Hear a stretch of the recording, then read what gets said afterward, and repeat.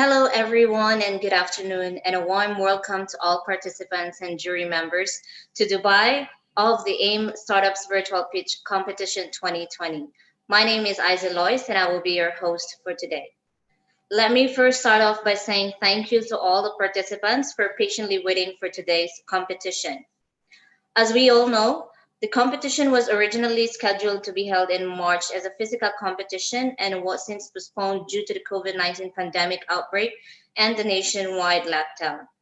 On behalf of the co-organizer DTech, we are pleased to resume our partnership with AIM and the Ministry of the Economy of the United Arab Emirates in our journey to discover disruptive companies and competitive solutions within the Dubai startup ecosystem. AIM, short for the Annual Investment Meeting, is the largest investment platform in the world. As an initiative of the UAE's Ministry of Economy, AIM has been promoting a healthier global economy by linking investment opportunities to fast-growing economies under several key pillars: foreign direct investment, foreign portfolio investment, small and medium enterprise, future cities, One Belt, One Road, and startups, which is our key focus for today. We are excited to listen to each of the 9 shortlisted applicants showcase their company's products and solutions as they compete for a chance to represent Dubai at the final AIM 2020 Global Startups Champions League in Dubai later this year. Before we begin, allow me to first introduce the members of our jury panel for today's competition. Our first jury is Mr. Kelvin Shikizi, Chief Executive Officer, co-founder of Digital Growth Boost Oil, and Director of Startup Grind Helsinki. Third is Mr. Hans Henrik Christensen, Vice President of Dubai Technology Entrepreneur Campus. And our third jury is Engineer Mohammed Jamal Al-Sati, Director General of ISDB Group Regional Hub. To all the jury members, thank you so much for carving out time for your busy schedules to be part of this competition. Before we hand over the floor to our presenter, let us recap on the format and rules of the pitching competition. First, each startup will be given 5 minutes for the pitch, followed by another 5 minutes Q&A session with our panel of juries. Second, timekeeping for pitch and Q&A session will be managed via chat box, and timekeeping for both will be managed by the organizers. Third, kindly refrain from posting any messages, including promotional materials, in the chat room unless you are a jury member or part of the organizing team. Fourth, in order to ensure minimal disruption throughout the competition, keep yourself on mute at all times unless you are the speaker. Fifth, scoring by the juries for each startup will take place right after each presentation and Q&A session. Jury members, as soon as you are done scoring the company, please post a message stating "done" in the chat room. And finally, the overall scores will be tallied up at the end of the competition, followed by an announcement of the overall winner and national champion during the closing segment of the competition. If any participants happen to come across any technical difficulties, please do refresh your web browser or log out and log back in again. Otherwise, please switch to another web browser. The platform is supported by Google Chrome, Firefox, Safari, and Microsoft Edge. Without further ado, let us begin with the competition. For our first contestant, we have referability, which will be presented by Mr. Clemens Melki. Mr. Clemens, please be on the stage. Yes, you can see the screen. Yes. So time. All right, the floor is yours and good luck. Perfect. Thank you very much. I'm going to pitch referability today. In a nutshell, what we are doing is paying people for referring friends to great jobs. The reason why we're doing is because conventional recruitment tools are not able to engage with passive talent, usually because it looks like this. Either you have thousands of applications for a job that is posted a few hours ago, and there's a very slow chance that you're actually going to get selected, or you will have to go through an ATS, an online application, which takes you 40 minutes, again, just to not hear back from the employer. When you're really good at what you're doing, you're unlikely to be out of a job. And when you have a job, you're unlikely to search and apply for a new one. This summarizes what passive talent is. So if we look at a typical career, there are long periods of passive employment and short stints of active job search. So for instance, it would be like this. On the top, we have people who are employed. On the bottom, we are looking for a new job. Every career is different, but usually it's the same. There's very long periods where we are not looking actively, and then there are shorter periods where we are considering reaching out for a new job. In HR, or as we see here, the periods are quite shorter. And in HR, we call those people passive talent and active candidates. Passive talent makes up 70% of the global workforce. So it's more than, or it's 2 out of 3 candidates. However, 85% of them would be open to new opportunities, but those opportunities have to be brought to them. And we do this to the crowd with referability. The way it works is that the employer posts their job for free. And when they post, they allocate a reward. Now, anyone can earn the reward by referring someone who's getting hired by the employer. The referral process, we basically advertise the role on social media. So we build an audience of relevant people, and then we put it into the social media feed, be it LinkedIn or Facebook or Instagram, whatever social media those people are using. And anyone can do the referral. It's super easy. You just go on your phone, you provide us with the name and the email of the candidate. And the candidate then receives an email where they just have to upload their CV and then confirm that they want to be referred to the job. And this is how easy we make it for people. So it's literally just a click of a button. The employer and the referrer can see the whole process on a Kanban dashboard like this, where they can easily manage their referrals and the candidates that they have received. And we offer 3-month placement guarantees. So you only pay when the candidate joins you, and the money only leaves your e-wallet when you are happy after 90 days. Referability takes a 40% commission on every position that we close. This is our team. We are located in DTech. So I have initially founded a company. I'm coming from a recruitment background. Khadija joined me in last year. She's doing the communications and corporate marketing. And Zhao is our CTO, who is relatively recent, become an equity holder. This is a little bit of a comparison about the other tools recruiters have. We usually beat all of them, both in quality and price. In terms of market size, we are handling global positions, including Canada, Ukraine, India, and so on. But our main focus is the GCC, where we have quite a lot of roles posted that are mid and senior level jobs that we are concentrating on. In terms of timeline, we have launched in September 2018. We have had several iterations and revamps. We made our first 10,000 US dollar revenue in the summer of 2019. And currently we're working on expanding to Saudi Arabia. And here are a few metrics about the revenue we've had so far, the average reward that is posted for every job, as well as the pipeline that we have. This was all pre-COVID. Obviously, with COVID, the recruitment industry has taken quite a hit. So we are still in the process right now to recover, but we are on track. And that would be my pitch for today.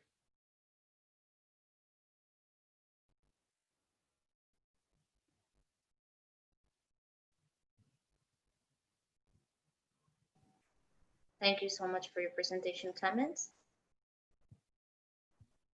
Okay, you can stop your presentation now. I'd like to call on the jury members to be on the stage for the Q&A session.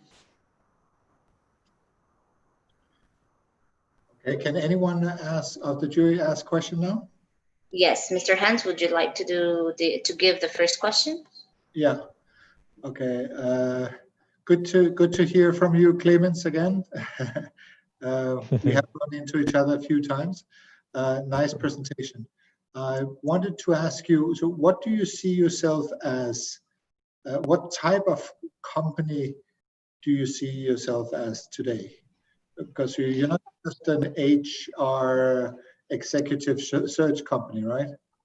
No, so we concentrate on all kind of roles. So we handle junior to mid to senior to C-level roles.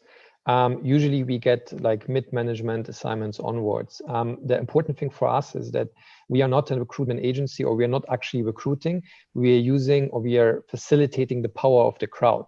Because everyone knows people, and you can leverage your network and make money through it by doing the referrals. And we are basically not really specializing on a certain industry or on a certain geography. We handle all types of roles. It is always talent acquisition that we do, and we are positioned in a very niche and novel way between job boards and recruitment agencies and executive search firms. So we take components of all of them, but we usually offer a service that is either cheaper or has a better quality for the employer in the end. Okay, and so would you say you can disrupt the industry in this respect, or I do believe create so. a new niche? Yeah, I do believe so, because I come from an HR background myself, and it is very often that the best people that you can hire are already employed with your competition. Like the fact that they are employed with your competition makes them just the more relevant for you, because they know the market, they know the industry, they know all of the people that they need to know in order to succeed in your own company. But the problem with recruitment nowadays is that you have so many different job boards where the candidate has to spend a lot of time and effort in actually sending a single application. Mm-hmm. And then again, there's a very high chance that as a candidate, you don't hear back from the employer. It's also my research topic for my doctorate right now. And the risk reward dynamics for conventional job postings is off. And that's why they don't really work. I mean, they do work in a way of that, yes, eventually you're going to find a candidate, but are you really going to find the best candidate available in the market? And the answer is usually no, because they're already working and they have better things to do than spending several hours a day in applying to jobs. Like so many people are saying applying for a new job is like a job in itself. Okay, thank you. Do we have more time for another question? Yes, we have 3 minutes. Okay, cool. Thank you so much, Clemens. That was a really nice speech. So I have one question. You know, when you talk about job application, there's always a lot of people applying to a specific job, which gives the recruiter this feeling of overwhelming. That's why most times they don't contact those that apply, because maybe there are too many. So how does your system sort out like qualified, like pre-qualified candidates to make it easy for the recruiters to only focus on the most important CVs that they need to check, instead of going through all the CVs of both qualified and underqualified candidates? Thank you.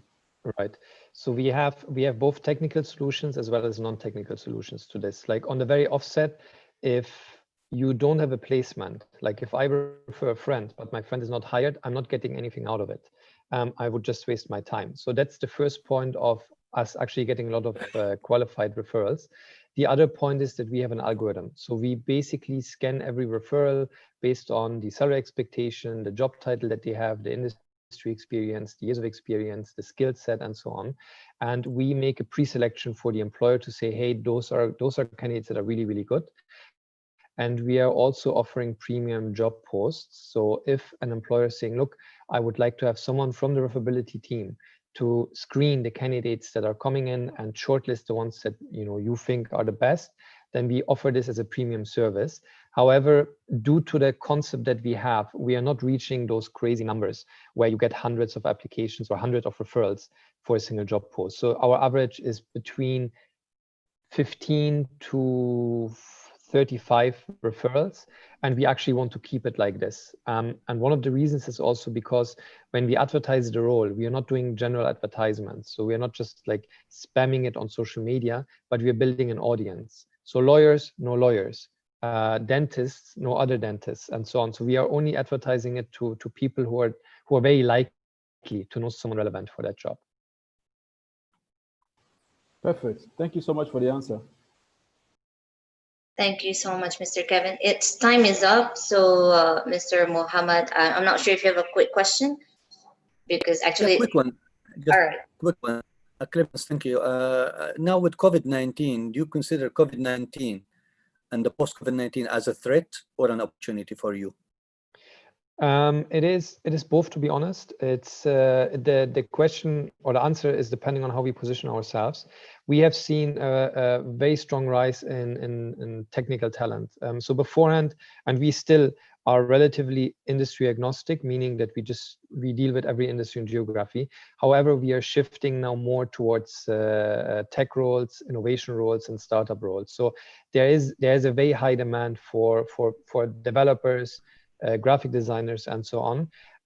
For us, for our employees, it depends on the employees we have. If it doesn't matter for them whether they're physically in the office or they're working remotely, we can still gather to these jobs. And it is still a very novel approach to recruitment. So it might be a little bit early to say, but generally speaking, I think it is more a shift in industries and not a general threat to recruitment as such. Thank you. Thank you, Mr. Clemens, and thank you for the questions, juries. You may now start scoring referability. And please drop a message done in the chat box once you finish scoring in the portal. Thank you.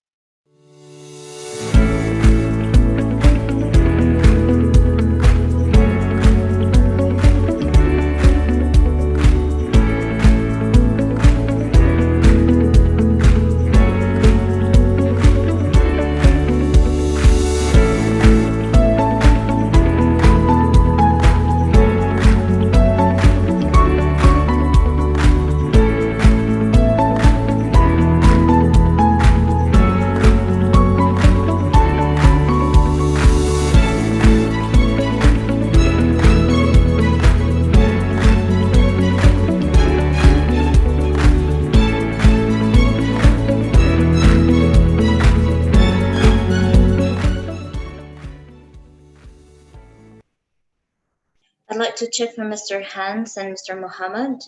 Are you done scoring referability? Yeah, I wrote in the chat privately to the AAM team. Okay. All right. I'm also done, and I put done, but I did not know how to send it because I just only put save. I was not sure how it was. It will be sent, but it was done. All right. Good. So if possible, let's send it to everyone. You can change it, address it to everyone, so everyone would be notified when Sure. all. Sure. Thank you so much. Let's move on to the second presenter, and it will be presented by Mr. Ivan Palomino, Project Bizern. Mr. Ivan, the stage is yours, and good luck. Thank you. My name is Ivan, and I'm the co-founder of Bezern. We aim to revolutionize the way people learn and thrive in the workplace. We live in a polarized world with a different perspective on the same problem. More than 45% of employees have growing concerns over stress, motivation, and purpose. On the other hand, corporations are worried on the challenge of upskilling or training their employees that are not always at their best. Corporations also worry about the financial impact of decreasing well-being, making people being at work without being productive. Today, the options to upskill an organization that actually practice what they learn is inefficient and costly. I would like to introduce you to the Bezern app, a platform to empower employees to learn and take actions on their productivity and mental well-being. Let me tell you how it works. Our algorithm matches specific goals with micro-learnings. It is daily, short, and engaging. You start practicing micro-habits to help you implement a new behavior. You track your progress on your goals and the state of mind, and finally, you can reach out at any time a real coach to support your change. It only takes 5 minutes every day during 10 days to start implementing a new behavior. Well, the time for long and ineffective training is over.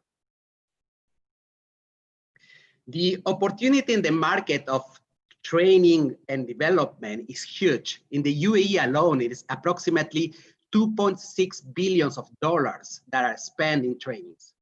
Our addressable market represents our focus on behavioral change skills and mental well-being, representing $1.1 billion. Our plan is to commercialize in a monthly subscription, starting as of $49 per month per user, which makes it 3 times cheaper compared to any current options. In the last 1.5 years, we have validated our learning methodology based on neuroscience by actually commercializing our programs outside of our app. We have already satisfied customers. In the last 4 months, we have developed our app with the support of the Ma'an, UAE-based social incubator. Our learning methodology based on behavioral science has got traction with more than 7,000 learners through our online programs. In the app, we have a freemium model that allows our customers to use the app and get a taste of a new way of learning. If we look at the market in the Middle East is 95% covered by traditional training centers. The world is moving tech. Newcomers based mainly in the US and UK have similar models to ours, and venture capitalists have started to heavily fund these newcomers. In terms of growth, we expect to cross the $1 million within 12 months, exclusively through programs sold in our app. You may wonder, hey, why would I believe that these guys from Bezern can make it? I have personally 15 years of senior corporate experience in market and technology. My co-founder, Elena Agarigomova, has experience in higher education and is one of the most reputable talent development advisors in the Middle East. It also helps that we have a 5 years friendship. What we are looking for is to have an access network. We are also looking to have $100,000 to further develop our minimum viable product, providing predictive data that would make this app much more awesome, and to expand our workforce in the area of customer acquisition, helping us reach our first 1,000 paid subscription within the next 7 months. Thank you very much for your time.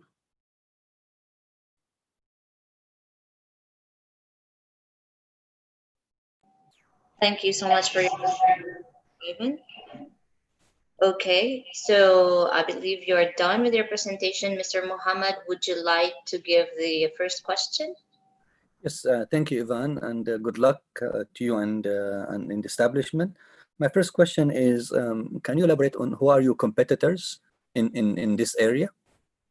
So we have in the UAE or in the Middle East as such, we have all of these training centers. Some of these training centers have, because specifically about COVID, they have moved into well-being.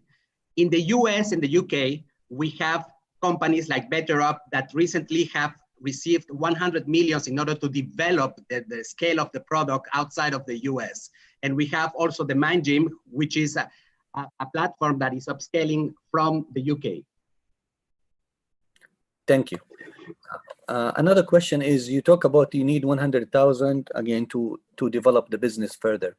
Now, what about scaling up with this 100,000? How do you envisage scaling up? So what I mentioned during my presentation is the fact that we have already customers where we have been selling already our programs based on neuroscience applied to learning. We have already a base of customers in the Middle East. Most of them are global customers. And what we have is also that we have consistently have been growing our database in direct contact. We have a database of approximately 7,000 HR people with whom we have been interacting through webinars, through newsletters in a constant basis. So our name has become a little bit more known since the last 12 months. Thank you. This is how we plan to reach them. Good, thank you. I'll pass it on. Hi, can I ask a question now? Yes, Kelvin. Okay, cool. Thank you so much for the presentation. I actually have two questions. One of them was touched a bit before now. So the first one is, you talked about the 100,000 that you need, but you also mentioned that you want to use it to develop the MVP, but at the same time, you mentioned that you already have customers. So this 100,000, is it going to be to scale or to develop an MVP? What exactly will you use it for? Okay, sorry, because that's the part that was a little bit confusing.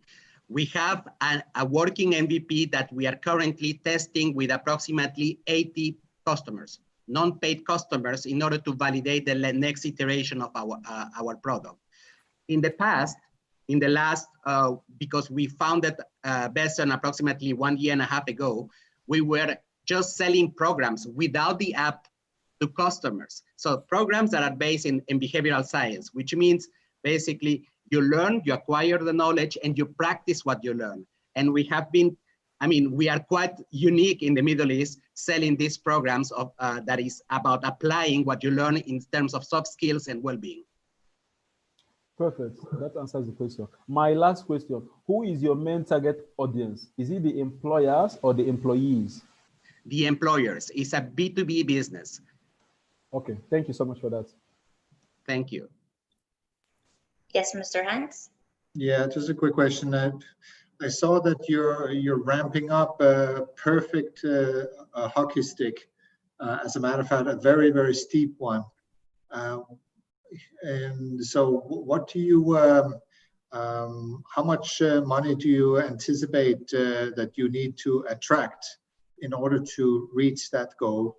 Very, very ambitious goal. I didn't really understand the question. How much money do I need, or how much revenue do I forecast to have within the next 12 months? How much money do you need in order to ramp up your sales so ambitiously? So I need approximately $100,000. Now, if I don't have the $100,000, it will take me just a little bit more of time. In order to have within 12 months my first 2,000 customers, I would need $100,000, because that will help me to have a workforce to do the customer acquisitions, and also to do something that is quite promising. There is so much data that I can have from the users, and I can predict, in fact, where does it go in terms of well-being, and where does it go in terms of the needs to reach a specific soft skills. And this is something that is quite ambitious indeed. Okay, thanks. Thank you very much. Thank you so much, jury members. Let's proceed to the scoring. Jury members, please write down done in the chat room once done scoring. Thank you, Mr. Ivan, for your presentation. Thank you.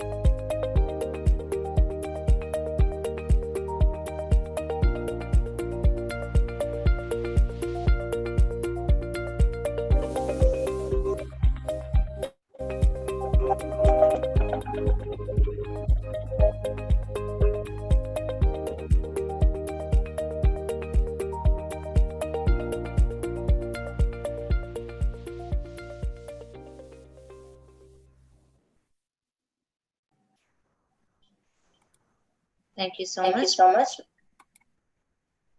You're done scoring.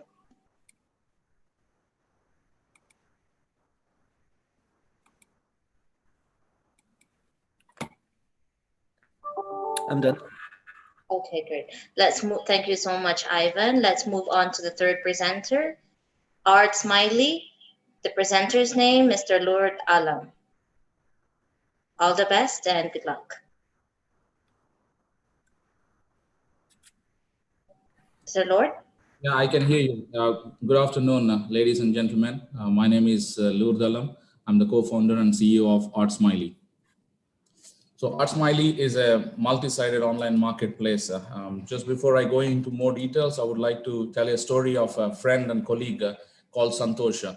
He's a fine artist and he has a brilliant skill of artworks as a realistic artist, but he left art as a profession and joined as a fabricator. I mean, one of the reasons he left this because whole year, around the year he worked hard and he couldn't be able to earn less than $5,000. Like Santosh, many of the artists have similar problems. You know, they are from rural parts of the world, different part of the world that they are from, belong to, but they don't know how to showcase their work and market themselves and they gain the necessary exposure. On the other hand of the coin, you know, finding affordable and unique pieces of artwork is a major concern to the art buyers, especially high net worth individuals and millennials who are more buying online. Also, there are no economical options to decorate the walls on a regular basis for those customers, you know, especially hospitality industry who want to decorate their walls, no economical options on the original paintings. So good news is Art Smiley addressing these problems, where Art Smiley is a multi-sided online platform where artists and art buyers can connect 24/7. And in a nutshell, we consider ourselves as Amazon of artworks. How our product works, we have multi-sided, as I mentioned. Artists can upload their work, and the curator, it goes into the curator approval before it matching into the potential buyer. On the other side, the buyers can search and select their favorite painting. It can deliver to their doorsteps without any hassle. We provide all kinds of paintings from from abstract to figurative to illustrative, all kinds of paintings we provide. Our services are mainly original artworks and art prints and art rentals, which is a unique product in the region. The art market is very globally very attractive. In 2019, it's a $64.1 billion, the total value, and registered 40.5 million transactions, which is highest in a decade and 2% higher than the previous year, in which online market is around $5.9 billion, approximately 9%. ArtSmiley is aiming $59 million of revenue in the next 5 years, making 37,000 transactions. And online market is expected to grow over 15% every year until it get double. These numbers are pre-COVID, and it's now much rapid growth in this industry. And we have competitors, different parts of the world, especially mainly European and US-based competitors, and ArtSmiley differentiating by providing some of the additional features which our competitors are not doing. Like we are going into the local communities and rural areas and having partnerships with the artists, showcasing a very unique and unknown artwork. And we're also introducing art rentals. As some of our competitive advantages, as said, we are first to market in art rentals in the whole Middle East and Africa region. And also we are having, as I mentioned previously, partnerships with the local communities and colleges to showcase some unique talented artists around the world. And our platform is user-friendly, and we also have regional advantage, know the culture, and we represent the local clients' needs. And also we have plans to adopt good technologies like AR and VR and AI to bring into our platform to authenticate artwork. So how our business, we make money, we take a commission on every transaction we do on our platform, and offline, online. And we take 35% commission on all of the art rentals and art prints and original paintings we sell, and 25% commission on services, which is our framing companies and printing companies we work with. The traction to date, we have 1,300 registered artists from over 50 countries, and we have partnerships with B2B clients, over 100 customers, and up to 100K of revenues. You can see we're working with hotels and also infrastructure companies in the region. So we are a team of 4 people and led by me, and I have over 20 years of experience, and each one of my team has around 12 to 15 years experience in their domain and managing the roles. We have Vikash is our art consultant and curator. He plays a great role in making sure we have the good quality of artwork showcased in our platform. And we are, with the availability of funding, we're expected to make $2 million of year 1 revenue to up to $60 million with a compound annual growth rate of revenues in 131% and 105% in profits. So what we are looking is actually 750K of investment to achieve 1,200 transactions in ArtSmiley over next 12 months of operations. That is equate to around $2 million. This investment will be used in developing the new technologies and app, and also more sales and marketing and hire of critical resources to make the business and the goals achieved. Thank you. Thank you so much for your presentation. May I call on the juries to be on the stage? Mr. Muhammad, would you like to give the first question? Yeah, exactly. Thank you very much for the presentation.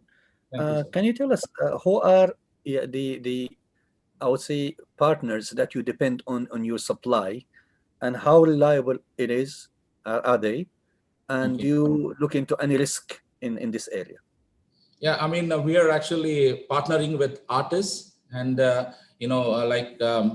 auction houses, and mainly the coming from the sources as artworks. So these is coming from the local communities and universities. We're bringing this fresh talent of artists into our this thing. That's our main goal. So the risk in terms of we don't maintain any stocks or anything. We don't keep any inventory of this thing. So we directly work with offline and online with the transaction based.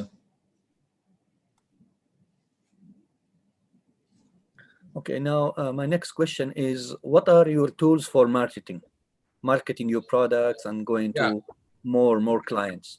Sure, sir. Here I'm adapting 3 levels of marketing to reach out the wider audience of artists, art collectors, from home decor to large corporations. If you look at in my slide, We want to be participating in art fairs and with art fairs like in the globally audience, reach out to the where more population of art, like audience coming into these art fairs and having partnerships with artists, auction houses, art collectors, and being an online platform. We also want to do extensive digital marketing to reach out to this audience. So my last quick question is with the economy now, you mentioned that with COVID, maybe there are opportunities. What if somebody challenge you that the economy is going down, financial crisis, etc.? How do you respond to such a question? Sure. I mean, here you see why now, COVID-19, you can look at my slide also, why I mentioned this, why now COVID-19 forced the world, like many other industries, to go digital, online. So art, traditional galleries are shutting down. Either they're going online, they are partnering with, online galleries. This is an important, and also last quarter, this online art registered 150% growth in the last quarter compared to the previous year. So I still believe there is a great room for online art market, and that is completely, as rapidly growing with the COVID-19. Thank you. Okay, a question from my side. Yes. Good to see you, Lourdes. I wanted to know that, let's say for a campus like DTech, what would be in it for us? And do you have a package deal for a campus like DTech to exhibit your art? What can we earn money through this, through your Sure. art as well? Yeah, hence it's a good question now, because we already have partnership with DoubleTree by Hilton in Business Bay Square, and they have a complete plaza area. We display all around the place, hotel, where we are working on a partnership with them, like its contract. If we sell the artwork from the from the hotel, they take certain commission. That commission is mutual understanding, because we've been there for 4 years. Normally it varies from 15%, something like we earn, example 30. As I said, I shown you earlier, we take 35% commission. They take some part of it, 15%. And it's another advantage of being a hotel is because they're giving a new experience to their customers who are walking into the hotel by having different artworks. Every time a new customer every month turn up, we change, it's a new look and new feeling, atmosphere. That's where more advantage than the money. That's how their feedback is for me. Okay, well, maybe we need to talk then. Definitely, Hans. I mean, I'm very interested. We initiated, but we never progressed. Yes. Exactly. Thank you. It happened. Thank you. One quick question. Yes, sir. First, actually, it's a really brilliant speech, and I like the concept. Congratulations on coming this far. But when you mentioned about your competitors, so you made mention of the global competitors, but you being like one of the first in the Middle East and Africa gives you a lot of leverage. So my question is this: are you planning to go global? If yes, what is going to be your unique selling point to beat other competitors in the global market?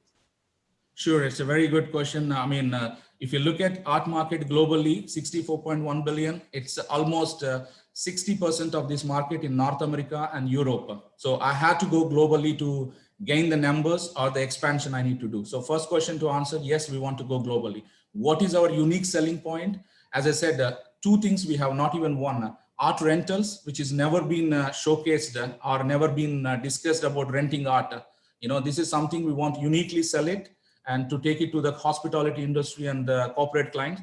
The second point is working with communities like, example, I'm from Indian origin guy. I go to some of the places in India that works, paintings would be showcased only from, I know that this is only from that region, nowhere else been showcased. Like recently I visited to Nigeria, I have found the artworks like the sculptures they make from ebony wood. This is only mostly known to Nigerians, not outside many people know. So I want to bring, by partnering and empowering these artists into our platform and want to showcase to the world. So this is another unique selling point, not my competitors are doing, because I want to work with the communities and build them, empower them so that they can live, have a good standard life.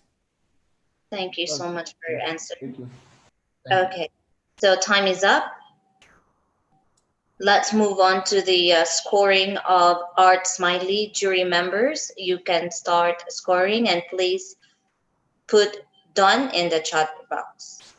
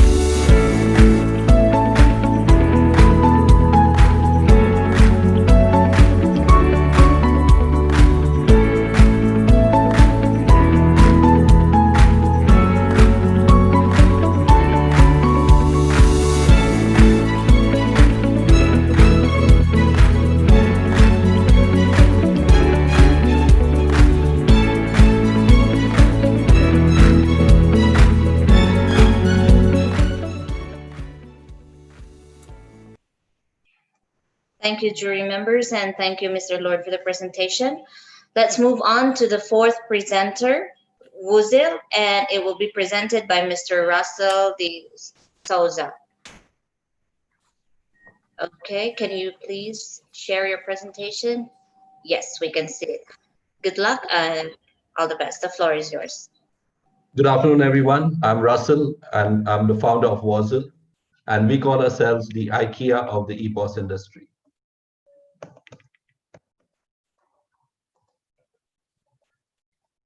So this is an EPOS system, and as you know, there are so many components involved when you set up an EPOS system. It's a painful process. It is difficult to put together by a non-technical person, and it takes up a lot of time and effort for any layman to put the system together by themselves.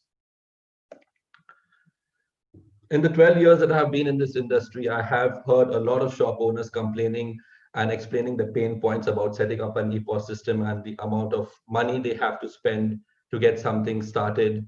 In most situations, they have to delay the launch of their shops. They have to compromise on the quality to get things within their budget.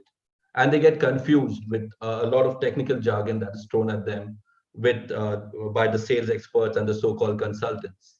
Basically, these shop owners are crying out for help.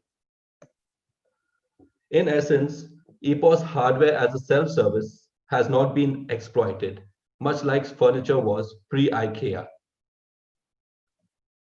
In order to address this growing problem and this painful need for an easy-to-use solution, we have designed and manufactured the eBoyd, which stands for Easily Bring On Your Device.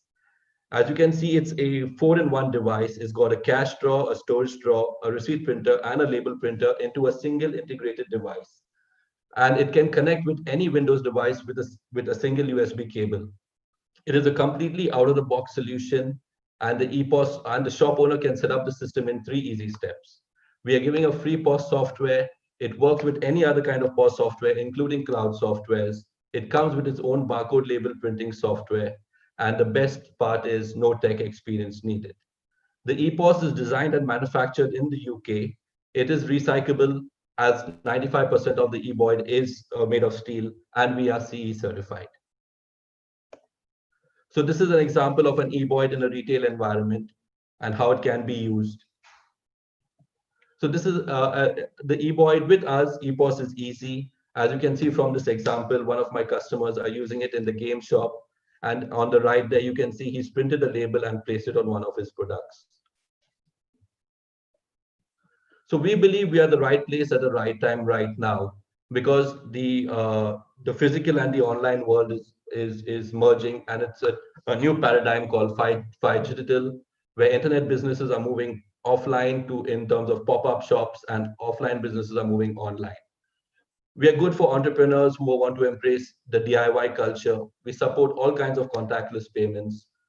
The increasing popularity of small format retailing, pop-up shops, kiosks, etc., makes the eBoyd a value-added proposition for them. It's affordable, and we cater to new retail business models, such as curbside pickup, locker pickup, buy online, pay in store. So these are the new models, new retail models that are coming up. The eBoyd is a good value proposition when compared to the other competing devices in the market, from Star Mpop and Elo PayPoint Plus. The main reason being is that it has an integrated label printer. It is a completely out-of-the-box DIY, no technical experience required.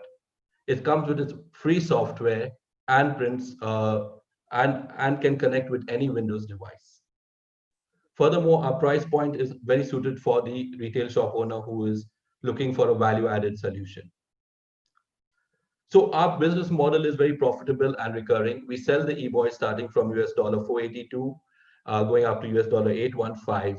We give them two types of label rolls. These are proprietary label rolls that work only on the eBoyd and no other device.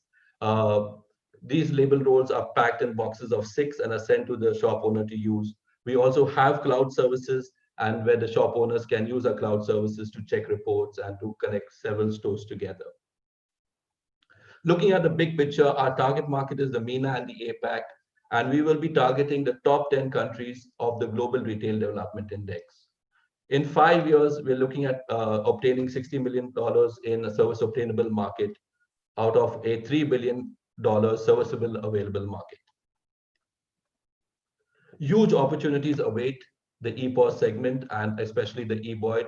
In the UAE, you have the Expo 2021 coming up next year, Qatar, FIFA 2022, a lot of good, huge mega projects happening in KSA, in Saudi. India and Malaysia are also looking very, very attractive at this stage. We are targeting new shops, existing shops in the retail industry. We're targeting shops in the micro, small, and medium segment. We are also looking into grow into restaurants, salons, and spa, and to cater to this growing industry. We want to use inbound and outbound marketing tactics and focus it on the owners and managers of these shops, and also to build channel partnerships with distributors globally and worldwide. Help us raise the bar. We want to help the shop owners who are struggling, and for that we're looking for an investment of $1.92 million, offering an equity of 15% at a $12.8 million valuation. We have several operational and manufacturing goals, but one of our key manufacturing goals is to research and develop and to move the manufacturing to UAE, keeping in line with His Highness Sheikh Mohammed's 2030 Dubai Industrial Mission. We intend... Thank you so much, Mr. Rasta. I'm so sorry to cut you off, but time is up. Let's move on to the Q&A session. Mr. Calvin, would you like to give the first question?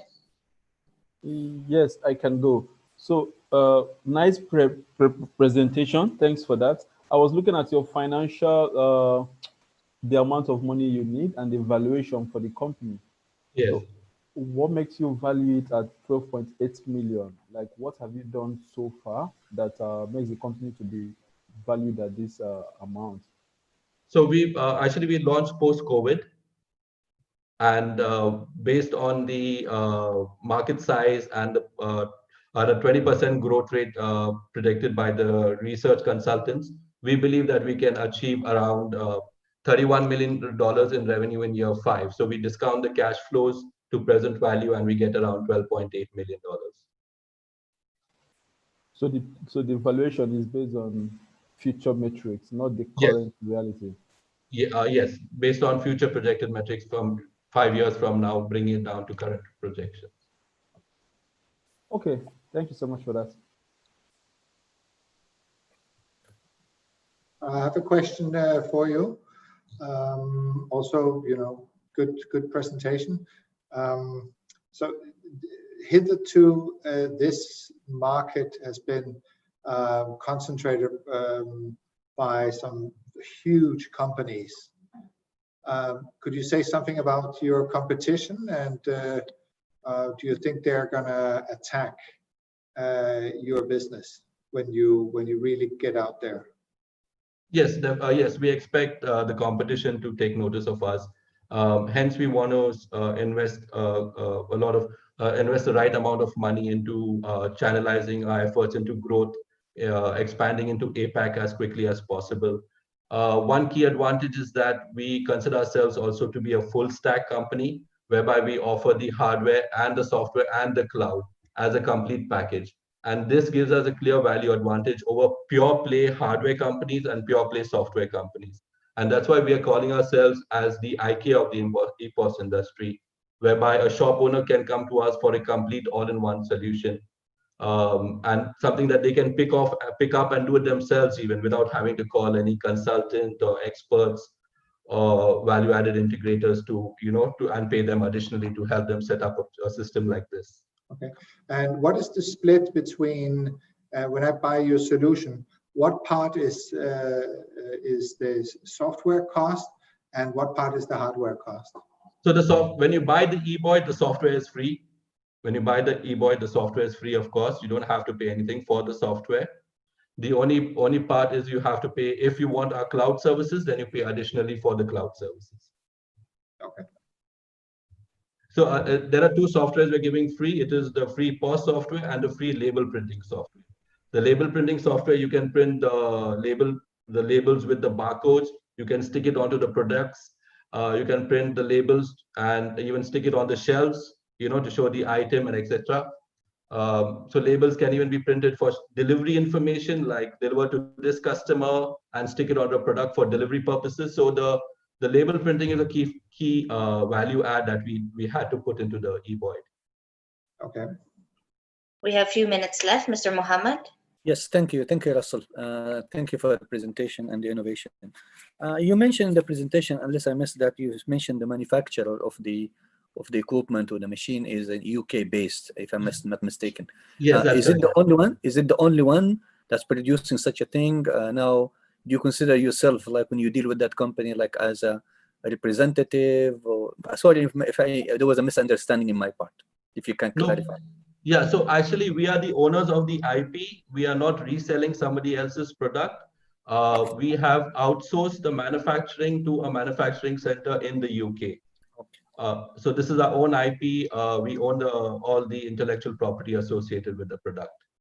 Sure. Now, in one of the slides, sorry, this is my quick question. In one of the slides, you mentioned the expansion in the market, like Saudi Arabia and all of that. Yeah. I saw some malls, and you mentioned 1,300 shops. Do you expect all of them they will adopt this thing, or are you targeting a certain types of shops or businesses?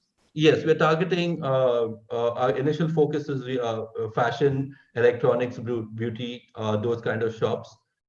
We found that our product is a very good fit for them because the value proposition that we have to offer in terms of a label printer, a receipt printer, and a completely integrated device makes more sense to them. In the last couple of weeks, we've been getting a lot of inquiries for restaurants as well. So we're looking at actually our software already caters to restaurants, so it has the features for a restaurant system. So we're trying to reposition ourselves in certain cases for restaurants as well. Good, thank you. Thank you, Russell, and thank you, jury members, for the question. Let's move on to the scoring session. Jury members, you can start scoring Wuzel. Please type done on the chat box once done scoring.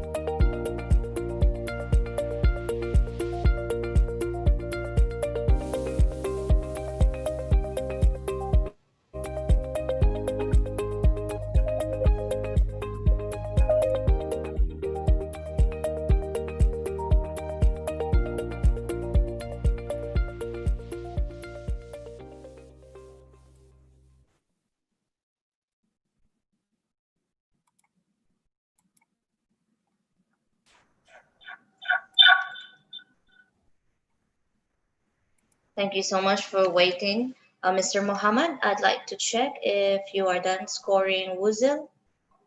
Yes, yes, I'm done. Okay, thank you. Let's move on to the fifth presenter, Sharabasi Built Environment Studio, to be presented by Ahmed Sharabasi. Please come on stage.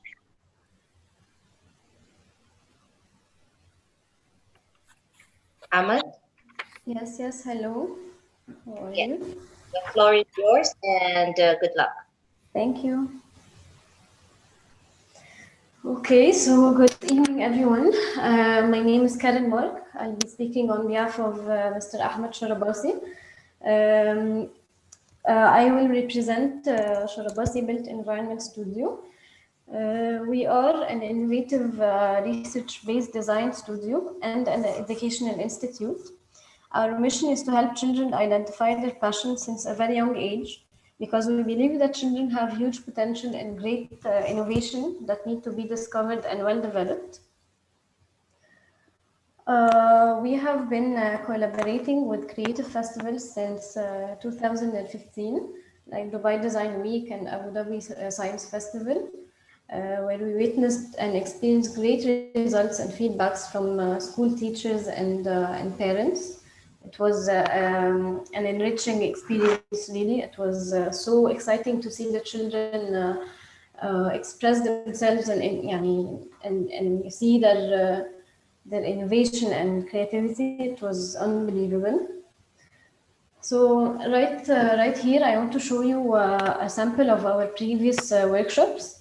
All our workshops are based on design, because we believe that the design is a very, very, very powerful tool with which one can express themselves and turn their ideas into real life projects.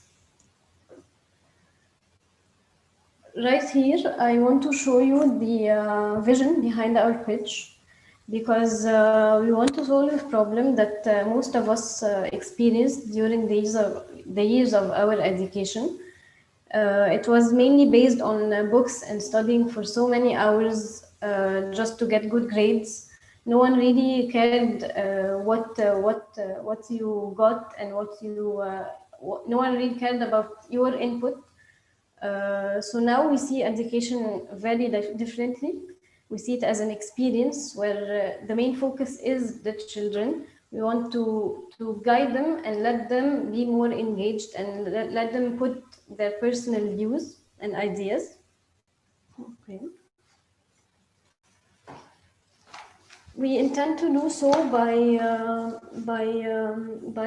encouraging children to be more creative and to use their creativity to become more independent, because when you grow up and you face the real world, you discover that you need to gain very, very, very, very different experiences from the ones you gained at school.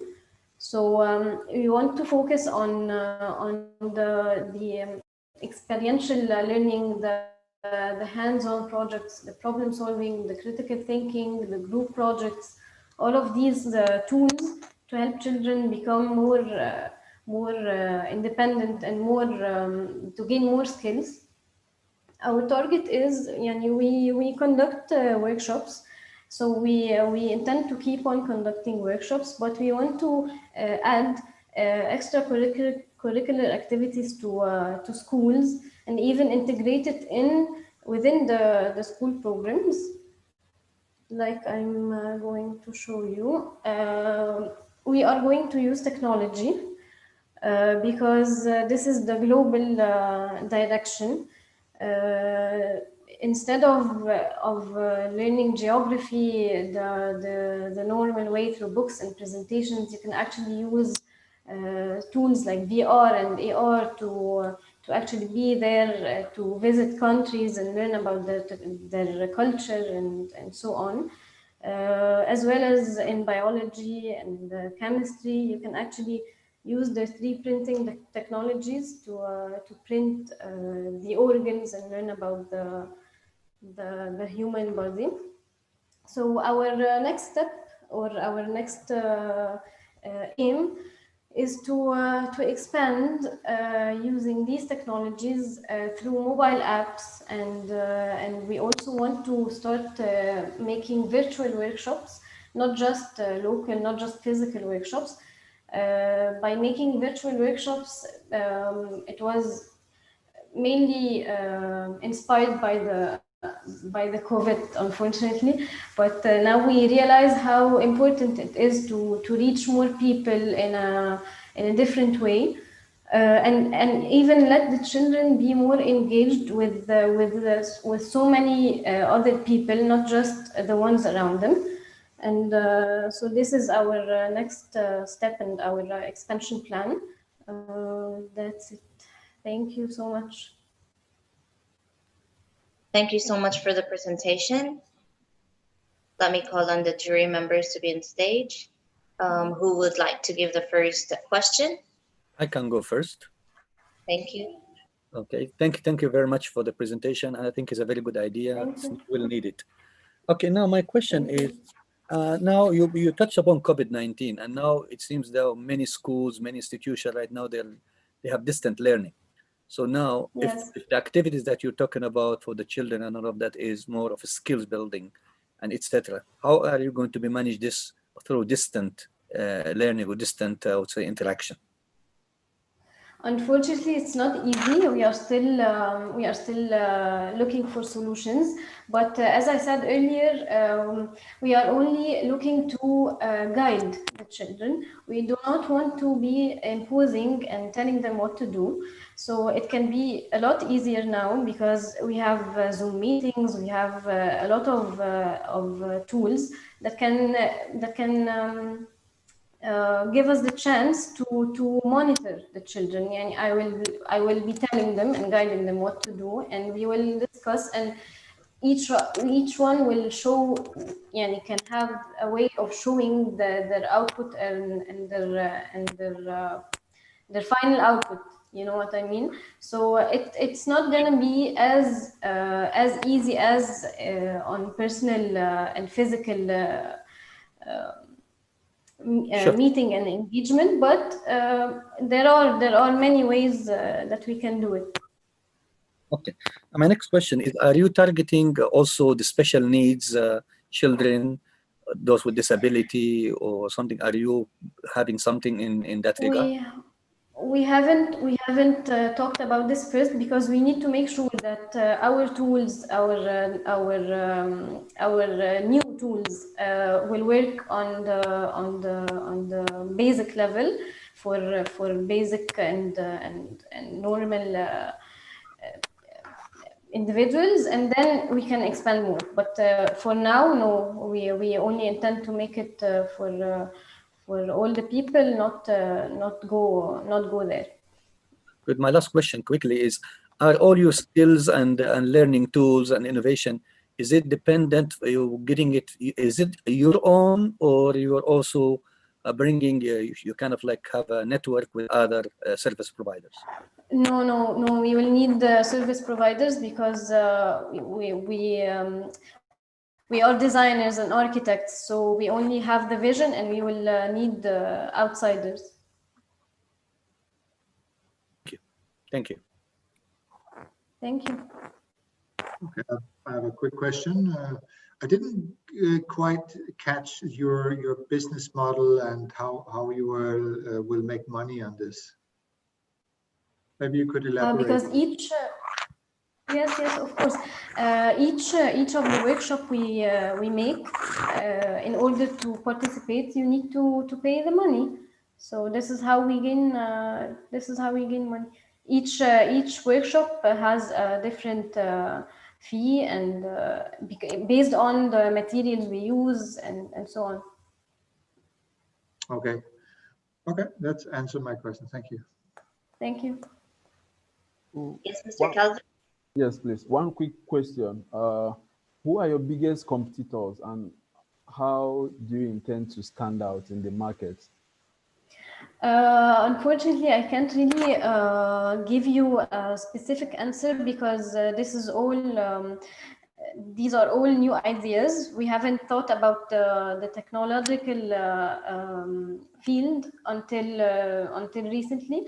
We used to make local workshops and physical workshops. So now this is a whole new field that we need to look more into it. So I can't really give you answers about our competitors because we haven't really gone through with it. This is also new, Ian. That's it. Okay, thanks for that. Thank you. Thank you, jury members, for the question, and thank you for the presentation. Let's proceed with the scoring of Sharabasi Built Environment Studio. Please type in done once done scoring the startup. Thank you.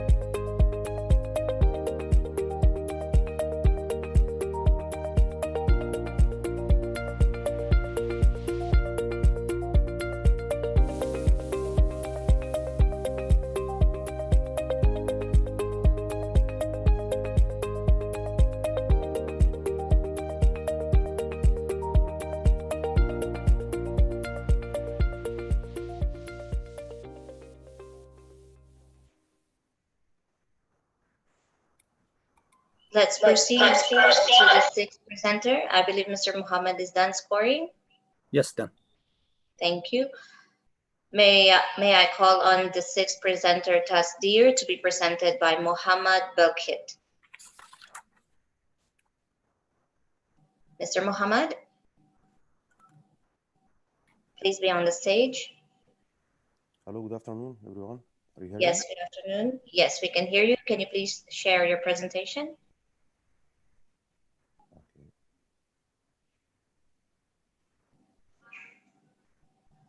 Yes, the floor is yours and good luck.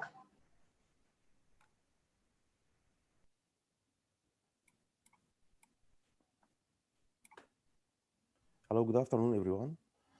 Our project is an Express B2B platform. We start with a website. It's called tasdeer.com. In Arabic, tasdeer means export. We are focusing to connecting the exporter with the importer directly. Tasdeer.com is, as I'm saying, is Express B2B platform. We build the website and we're going to make it as application for Android and Apple and all platforms. This international wholesale trader serving the exporters and importers. And we try to put the new exporter in the market to provide him how we are going to make a company, small company size, and to be exporter for all product in the world. For example, we having export opportunity from over the world for the major product, clothing, building materials, and around 120 products and items. We are ready to provide the export opportunity on it.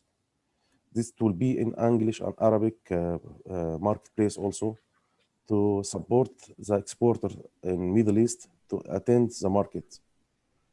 For example, we have here from Malaysia. This is our order, export orders coming to us. Around 100 is a container per year for clothing. This will be in UAE, in Emirates. This also rice and corn. It's also 4 containers per month. This also from Malaysia, in Tanzania. It's also around 4,500 tons per month. I put only 5 examples for this one. And we have around 1,200 export opportunity from over the world to deliver to exporters and the manufacturers and producers in Middle East. We are trying our best to make a small website for the small business and new exporters to attend the market, to increase the export level in any countries. This is very important for any government. This is the first of the pages.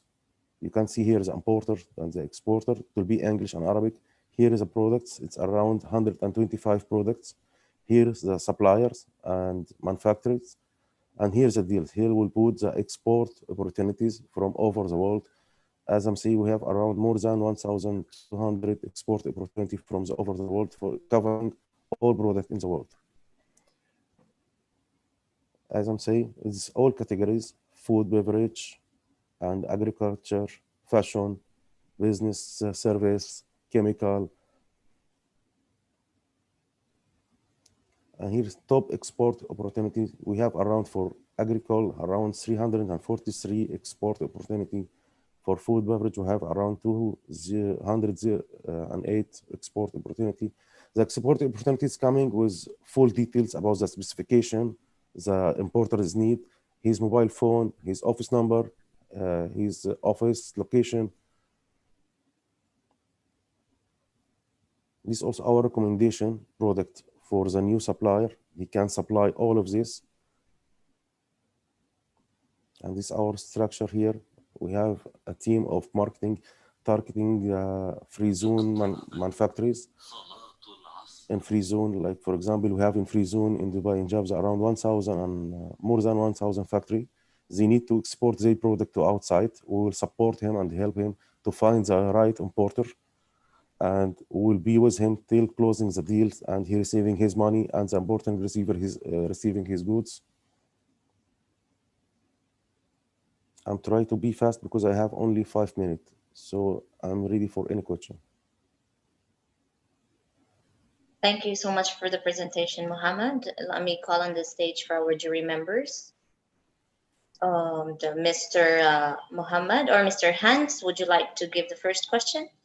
I'm very interested what this gentleman is doing. Thank you for the presentation. I mean, there's a big value chain here. This is one of the most complex areas of business in the world.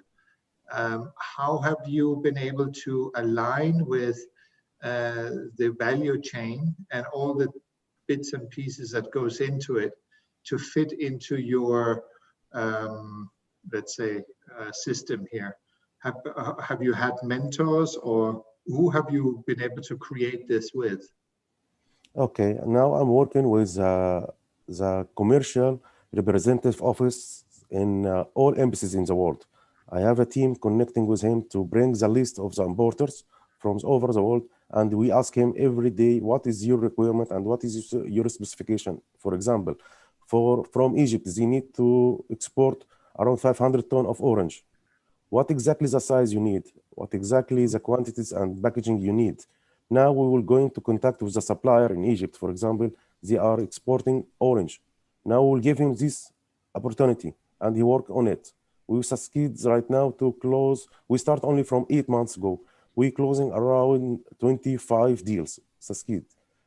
Now for yeah, but it's more the technicality. So you get the information about the deal, but how can you physically facilitate or execute the deal? That's what I'm thinking, because there are bill of ladings, there are yeah. We're staying with between the exporter and the importer till from beginning.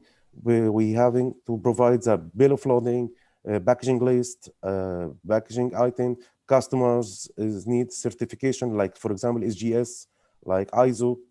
We are logging to all details till the importer receiving his goods and the exporter receiving his money. Very interesting. Very interesting. Thank you. We are trying to make the same is doing of Alibaba. Alibaba is accused by he's working in China. China is the biggest exporter in the world. That's why Alibaba is succeeded there. But we try to make the same in Middle East to find the exporter opportunities and importer directly with his contact number directly, and we'll make sure they have his specification cleared and the exporter got his money. Got it. Thank you. Thank you. I think this is very interesting. And by the way, in the line of business that I work, because we do trade and we do export trade and insurance. So my question is, this transaction, you're just only getting a fee, or actually you are purchasing and reselling? Are you a financier? Are you just only do you take only on transaction based? Actually, sir, we are getting the export opportunity from the directly importer. For example, if from Malaysia, I got one export order to transfer for 500 ton per month of garlic, Egyptian garlic. Now I'm getting this export opportunity, and I'm going to the biggest supplier of garlic in Egypt, 3 of them. Now I have this order. You can go direct and dealing with the importer, or if you cannot, because some facing some problem with a new exporter. He cannot speak English well. He don't know the process of export from beginning, how he makes the invoice, how he makes the performa invoice, how will ask for the ISO certificate, health certificate, SGS. He doesn't know this. So we support him to close his deal and support him also for the packaging, what exactly the importer need, the packaging, and transferring everything to the ship inside the container. Once the container is done, we'll send the bill of loading, all document to the importer to release the money by LC or SPLC or whatever the agreement of the payment. Good. So in a way, you are a facilitator, you're a connector, you're providing the service between the two parties. Exactly. We are targeting the exporters, manufacturers, producer, traders, wholesaler, and we are focusing to increase the export level in the country, because it will be strong in the economy of any country to increase the export level.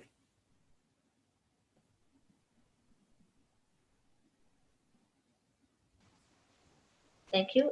Mr. Kelvin, do you have any questions? Yes, one quick question.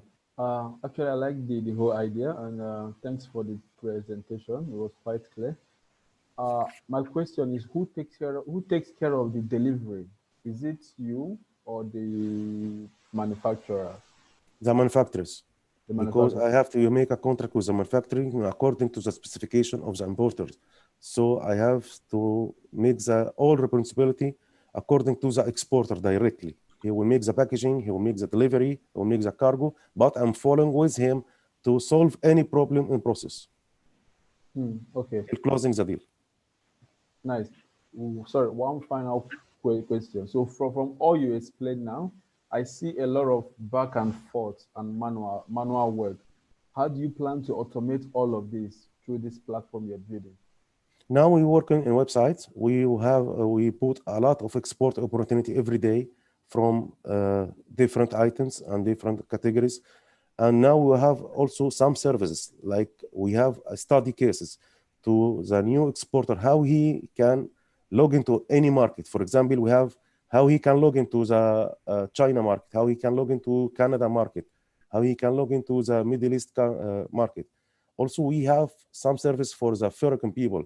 And for example, I'm from Egypt, I'm living here in Dubai.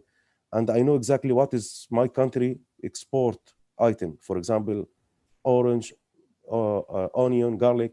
So also for some people here and living in Dubai from India, they know exactly what the India country are going to export.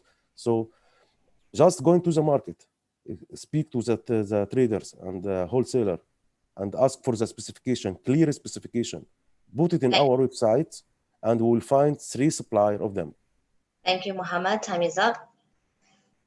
Thank you so much for the presentation, and thank you for the questions, jury member. Let's move on to the scoring session.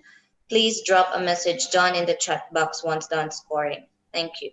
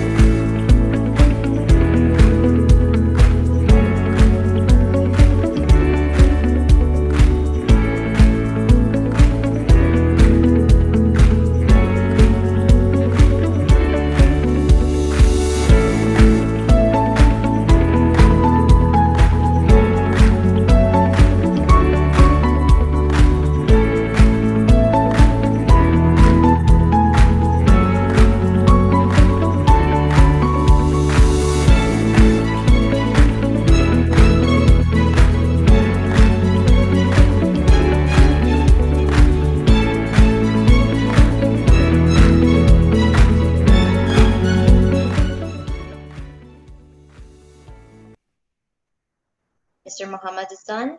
Done. Thank you so much. May I call on the 7th presenter, Iziesta, to be presented by Mahmoud Ragab. Please come on stage.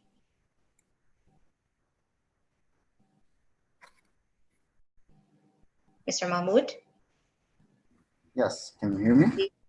Yes, we can hear you. Please share your presentation on the screen. Yeah, sure. Is it clear now? Yes, we can see it. The floor is yours and good luck. Okay. Hello, everyone. I'm Mahmoud Ragab. Today I will present to you Iziesta. Iziesta is a tech startup focusing on solving people's daily life pains by tech. We are focusing currently on safety because safety of families and people we love is the most important thing. And this takes us to home safety. One of the biggest dangers facing homes is gas leaks. Iziesta also started with the story.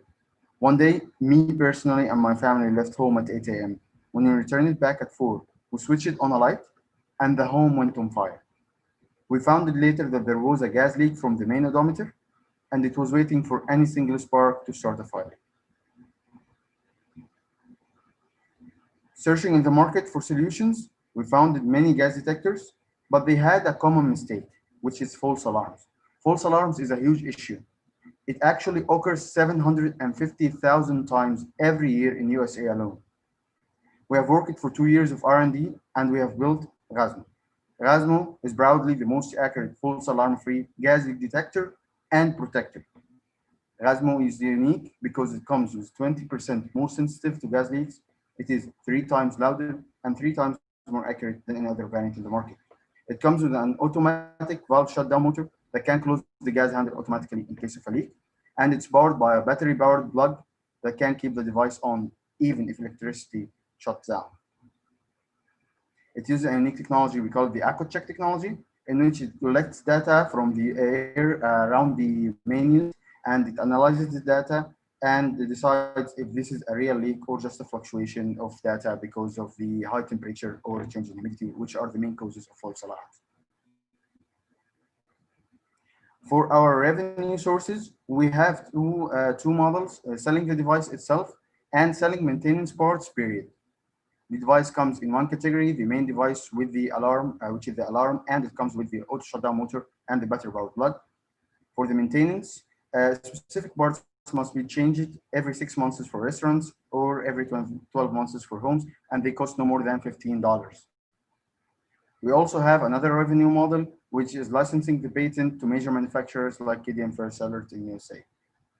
For our soft launch plan, we are planning to sell in the USA, in UAE, sorry, with homeowners and real estate builders and restaurants B2B. This will require hiring a couple of employees and building a steel mold, which without it, we cannot build the plastic casing for the device. Then we will prepare some inventory and prepare for launching in USA. We understand the market and this will require us a fund of $500,000 for a 12-month runway. We understand the market in the USA is 50 million homes with gas systems installed.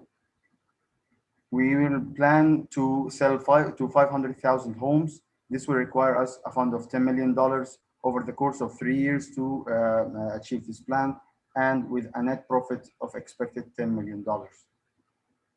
We are accredited by ESMA and tested by the UL Laboratory Labs. About the team, I'm a safety engineer with a background in business. I've joined several training programs like the American University in Cairo and the American University in Sharjah. I've also been a vast investor in car trading business, and I'm a self-learner. I learn whatever it takes to build a business, from developing Android apps, websites, photography, and whatever. My co-founder Omar is a mechanical engineer. He is pursuing his master's degree, and he has headed inspection of major medicine factories in Egypt and headed the site's operations in military construction field in Egypt before joining us as the Chief Operating Officer. Thank you. Thank you, Mohammed, for your presentation. May I call You're welcome. I would like just to share the video I have told you about. Okay, so, no problem. We have time? Yeah. Yes. I'm just how to stop the share. Please don't forget to click on the computer sound button. Thank you. Just let me know if the sound is, can you hear the sound? One moment. Say it again, please. Yeah, okay, it should be working now. Introduce the most accurate false alarm-free gas leak detector. It comes with an auto valve shutdown motor and a battery-powered plug to keep Gasmo on whatever happens. How it works? Whenever a gas leak occurs, Gasmo detects and analyzes the air data. Using the AccuCheck technology, it makes sure there is a real leak before it beeps with its 3 times powerful buzzers. Its motor shuts down the gas handle automatically in case of a leak. From Isista. Easier life. Yes. Thank you. Thank you, Mohammed. All right, let's move on to the Q&A session. Who'd like to give the first question? Mr. Hans? I have a quick question. Thank you for that. That was that last video clip really sounded like a big professional company in the US. Congratulations to that. Who has the IP on this product? Is that entirely yours, or can somebody else use the IP and be your competitor? Yeah, so the EchoCheck technology on IP, we have developed it over the course of 2 years of R&D. And we didn't register it as a patent because registering it will allow it to be published directly on the US patents website. So this will make us in danger of getting copied by Chinese factories, and we can never go back after them.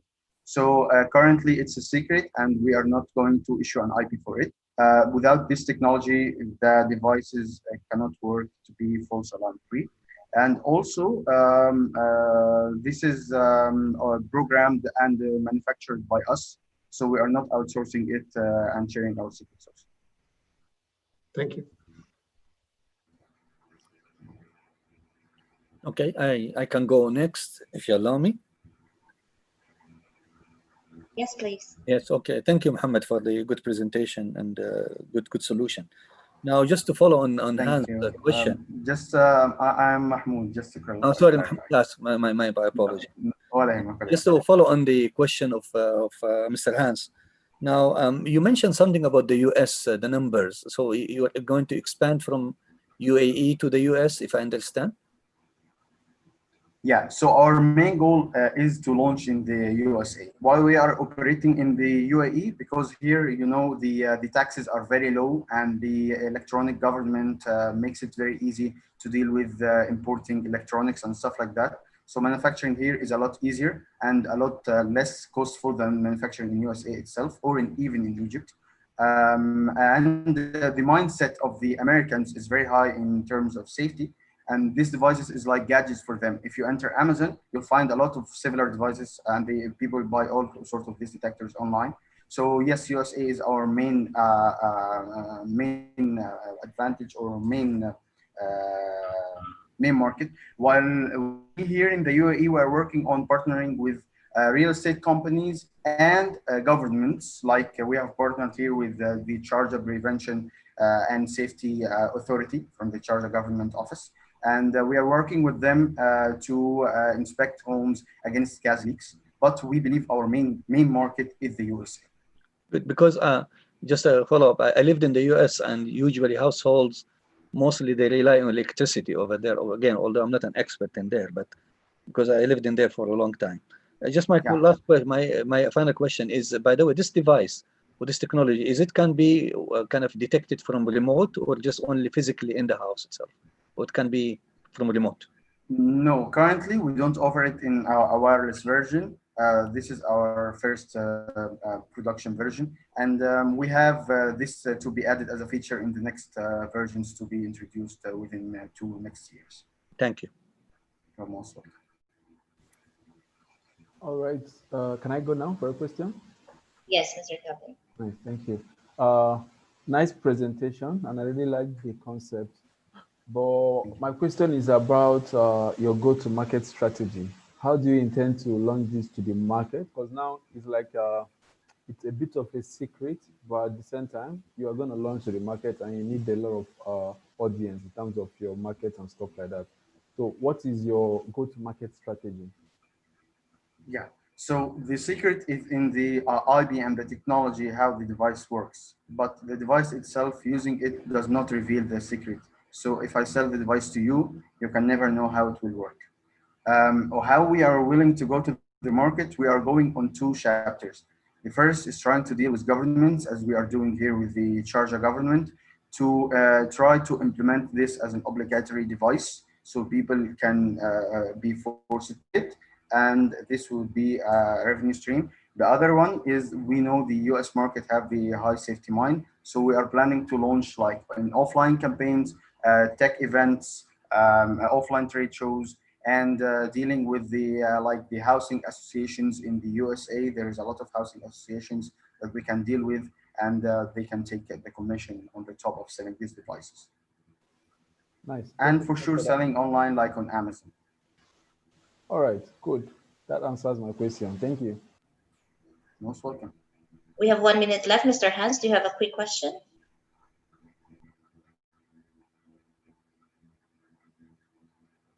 No, I'm fine. Thank you. I'm fine. Thank you. All right. Thank you. I can just follow a quick one. Since you mentioned, Mahmoud, that you will be selling online, then how are you going to provide the service? Because again, as you mentioned, the technology, you have to yourself serve it or utilize it or make it active. Yeah, so we have a full operations plan because we are willing to start manufacturing it ourselves. And we are putting in the business plan that we are going to build a facility in which we will be producing the device here. Manufacturing it is not hard because it doesn't require a lot of equipments. We get the PCBs ready from China and equipments, components, electronic components from the USA. They come all soldered together. So what we do here really is programming, testing, and packaging the device, which is not a real hassle. Thank you. Most welcome. Thank you so much, juries, and thank you, Mahmoud, for your presentation. Let's move on to the scoring session. Juries, you may now start scoring ISIESTA. Please type done on the chat box once done scoring. Thank you. And I'm sorry, it is ISIESTA. ISIESTA. Yes. Thank you.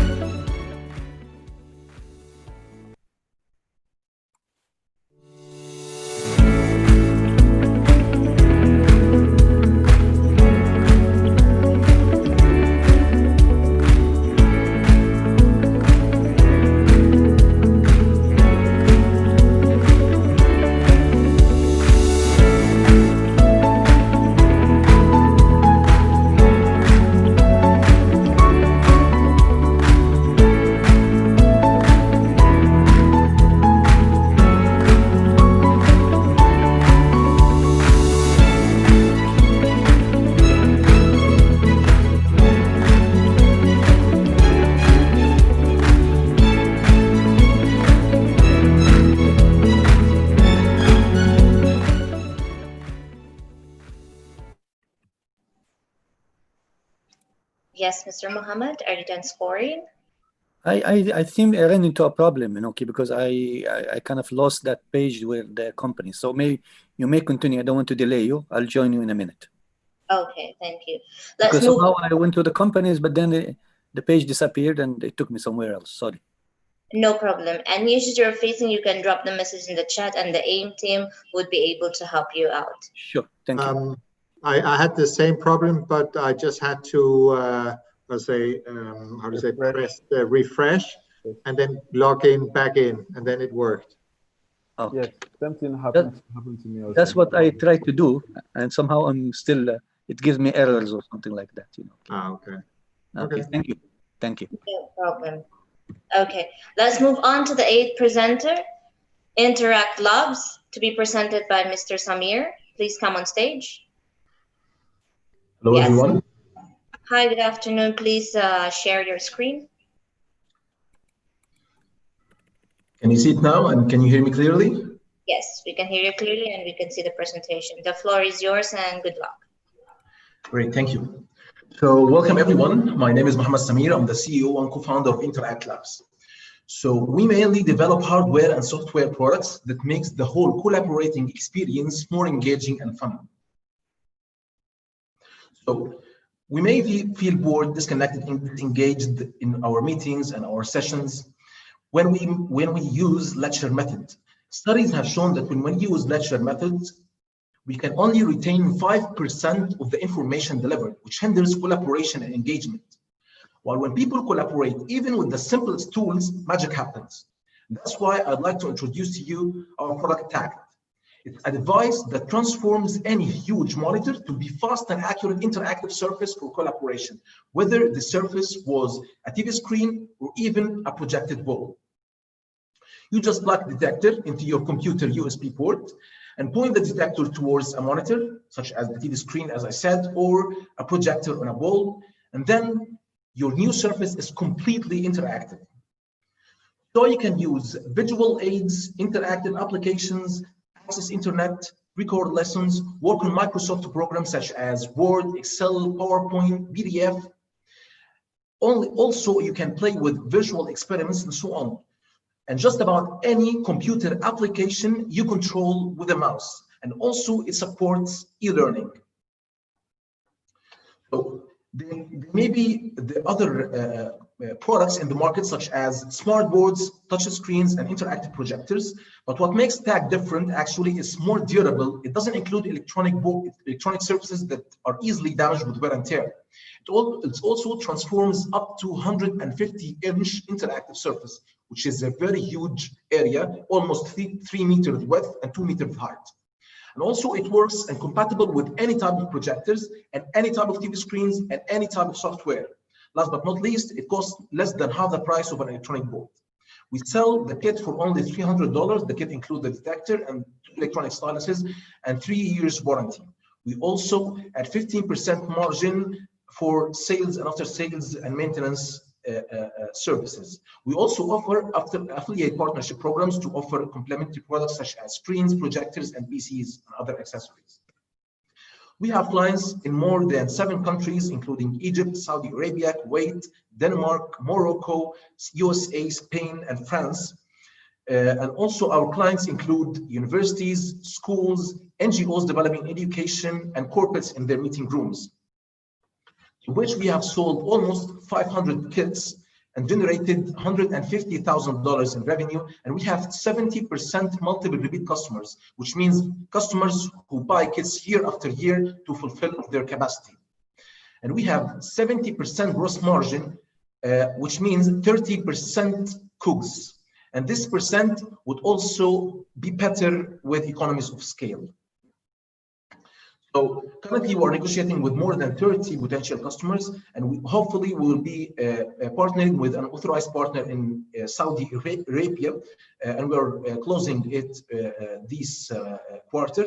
And we will be launching our next product. It's called Pendu, the first quarter next year. So Pendu is an enhanced stylus that enables you to remotely control your screen without having to touch the screen. It works with Tact to add to it a greater functionality, but also work as a standalone device. Pendu is like a gesture controller, a clicker, and an air mouse all in one stylus. We aim to launch Pendu on a crowdfunding campaign next year. hopefully to be able to sell 1,000 and 500 tax kits and 2,500 Pendo devices next year, generating $500,000 in revenues. So actually, the market is huge. The interactive display market is expected to reach $13.8 billion by 2024. And the market for the projectors and PCs in Saudi Arabia next year is expected to reach $150 million. So this is the team behind Interact. We are 7 full-time members, and we have combined experience of over than 20 years in technical development, hardware distribution, marketing, and project management. And we are 4 co-founders. 2 of them are silent partners. So we actually have also gained some recognition and awards from different institutes, especially from some accredited entities such as Intel, which shows how our product is qualified and verified. And to be able to reach our goals, we are raising $400,000, mainly to be spent on research and development, team expansion, and marketing. So that's it. Thank you. Thank you so much for the presentation, Samir. Let me invite jury members to be on stage. Yes, Mr. Hans, would you like to give the first question? First, I have to think about my question. I'll let maybe Kelvin or Mohammed say something. I can go first. It's fine. Thank you. Really nice presentation. I like it. Congratulations for coming this far. I have 2 major questions. So one is about your competition. Who in the market is currently doing like similar stuff, and what makes you stand out? So again, there are different alternatives in the market. If we're talking about the indirect competition, I mentioned smart boards, touch screens, and interactive projectors. And if we're talking about direct competition, there are only 2 startups in the USA, which one is called TouchJet and other is called UBI. And what makes TAG different actually from these devices is, as I said, it's compatible with any type of TV screen and any type of projector. Other devices works only either with TV screens or either with projectors. And also the quality of the product, and the quality means the time response, how fast it responds to your action or movement, and also accuracy to control even the small icons on your screen on an area up to 150-inch interactive screen. So this actually makes TAG different from the other direct competitors. Nice. That's cool. Thanks for that answer. Then my second question is about Pendo, the one you want to launch. You said it would be like remote controller. So my question is it going to be based on Bluetooth infrared that has a range limit, or is it something that can be used for, let's say, virtual meeting where I have to be at my home and with the controller, I can just be controlling what is happening on the screen of my audience? So actually, it's both. So it's a control unit that enables you to control not only your computer or monitor, but also all the IoT devices, because it can control through the internet. So the pen, it includes the infrared LED, which enables you also to control all the infrared devices beneath you or beside you. So Pendo, actually, as I said, it can work with TACT to add to it a greater functionality of remote controlling, but also it can work as a standalone device. That's really brilliant. Thank you so much for the answer. So Samir, is sometimes when a product has many applications, it's difficult to focus. And it seems like this is a gadget that can be used in a very versatile way. Are there any of the applications that you think stands out that's going to be the reason why people buy this product? So thank you for the question. Actually, as you said, TACT is an activity-oriented more than a segment-oriented product. So it can fit with different segments, but actually we are focusing on the main 2 segments that have the potential and have the awareness for using the product, which is education in schools. So it's an alternative for the smart board. So it's like a virtual smart board without having an electronic board that can be damaged with wear and tear or misusage.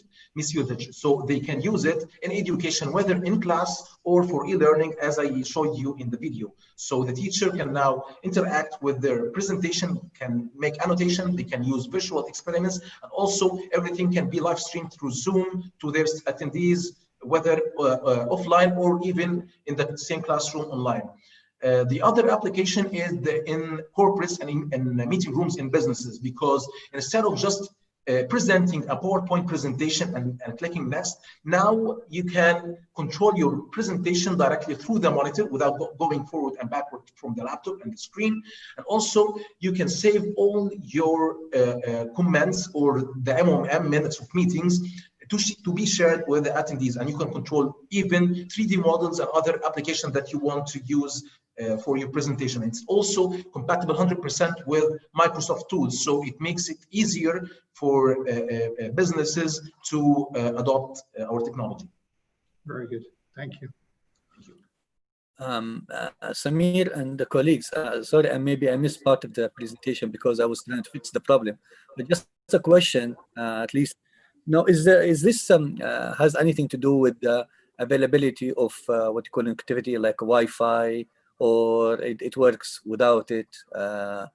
Is it dependent on any kind of like support system? Can it be used in any home without any, or any place without having support systems? So actually, the system should include a monitor, whether a TV screen or a projector on a wall even. And so you can transform this monitor to be interactive. You don't have to get a Wi-Fi or an internet connection. It can work perfectly in homes, also for children to use it to draw or paint or do their homework on any normal wall. So actually it's only a device and a pen, and that's it. So when the pen touches any screen or any surface, it emits infrared light, as you can see now. So once you press the pen on any surface, it emits infrared light, and then the device detects the coordinates and the position of the pen and transforms it to the computer to move the mouse on the same exact point. So actually, this is done in almost zero seconds, which enables you to control your computer or your monitor in a very normal way as you're using a mouse. Okay, thank you very much, Samir. All right. Is there any other questions from the jury? Okay, time is up. Let's move on to the scoring session. Thank you, Samir, for your presentation, and thank you for jury members. Please type done in the chat box once done scoring. Thank you.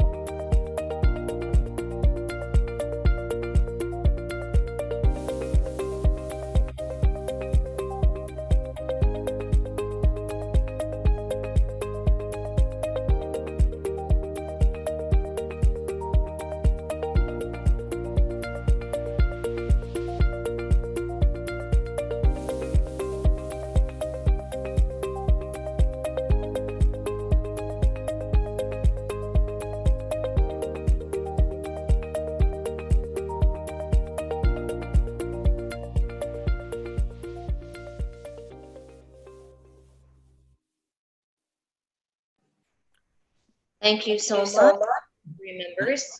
Good. Done? Okay, thank you. Let's move on to the last presenter, but not the least, to be presented by Khawla Takalam. Yes, we can share your screen. The floor is yours, and unmute yourself. Good luck.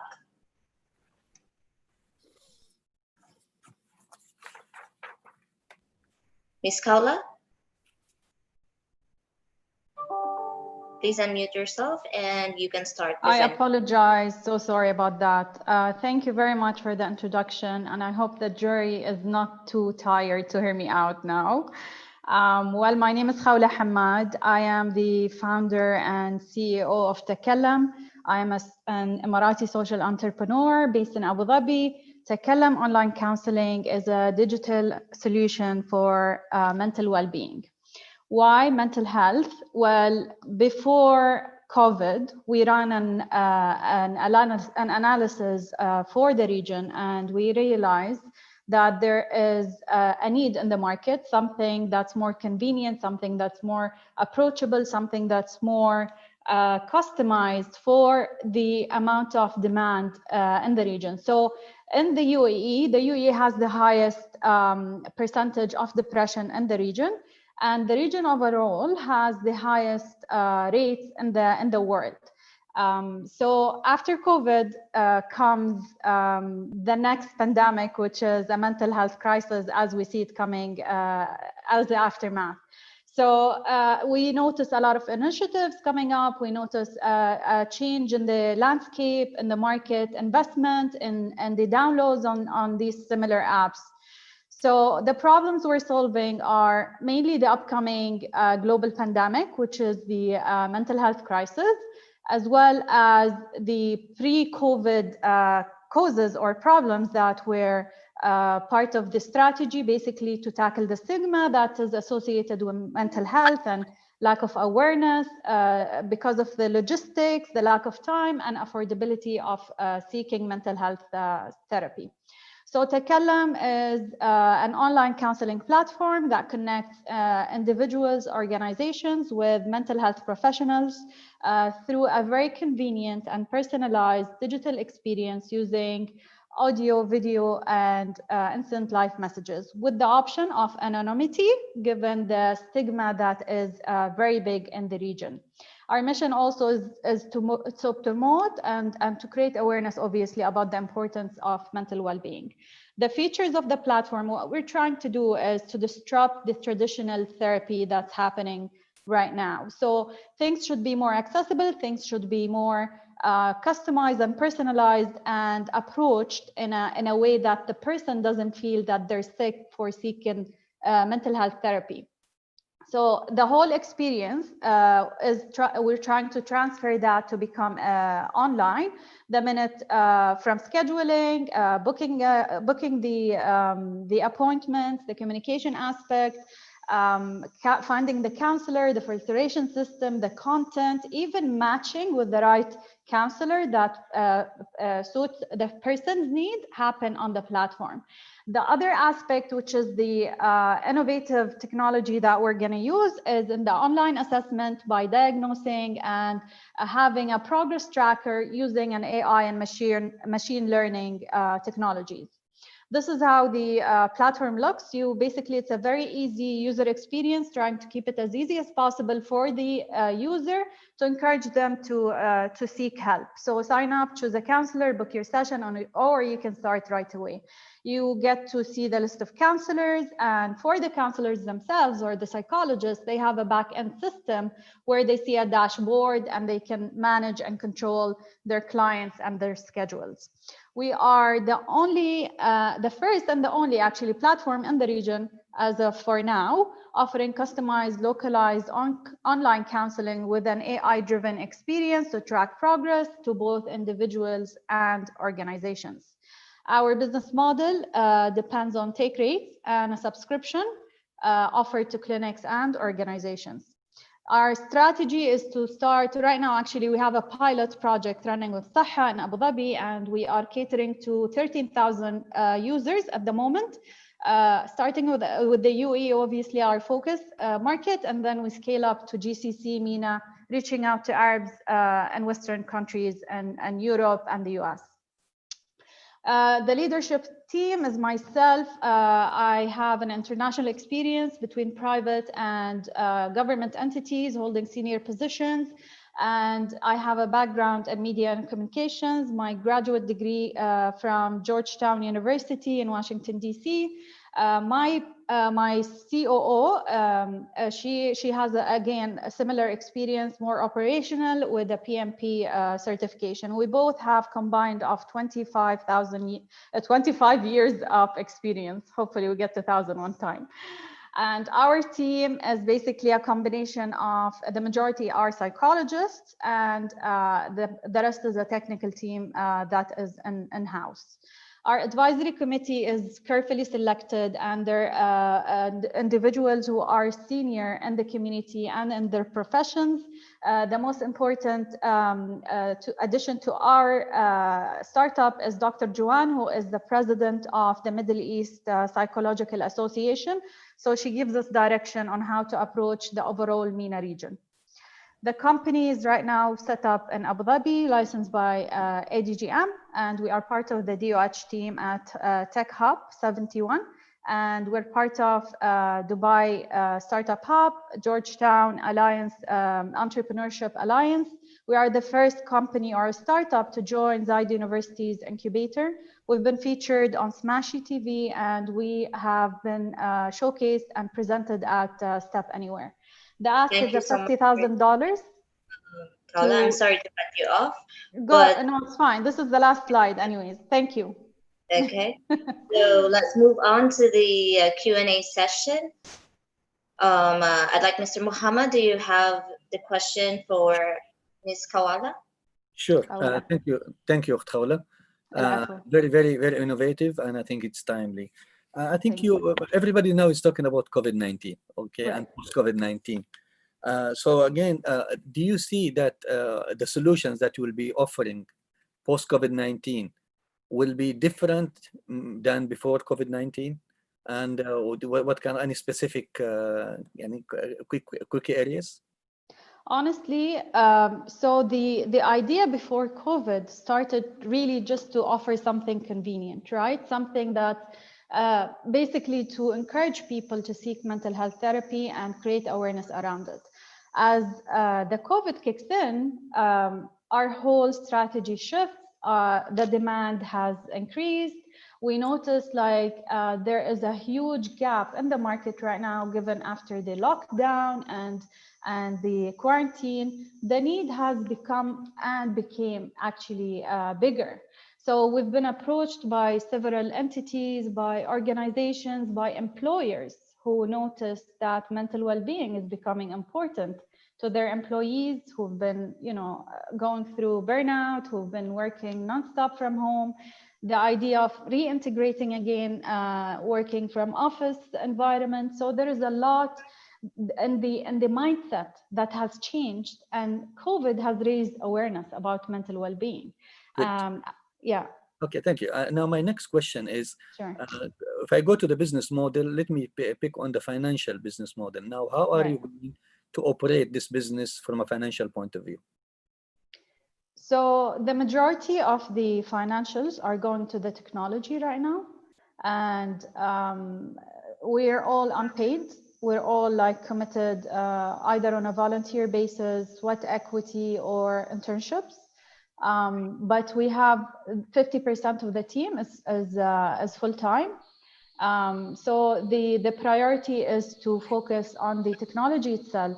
And we aim, as we move forward and notice the interest coming from government entities, we think that we will be able to secure our first client or a revenue generating project before the end of the year. So we currently look at reinvesting everything in the technology as a priority to make sure that it's the most optimal solution offered in the market. Thank you, Khawla. You're welcome. Yes, Mr. Hans, do you have a question? Yeah, I think I'm very impressed, Khawla, and I think this is very important thing you're doing. It's similar to actually what my sister is doing in Switzerland. I would, but as Mohammed said, you know, it wasn't entirely clear to me how you're going to make money out of this.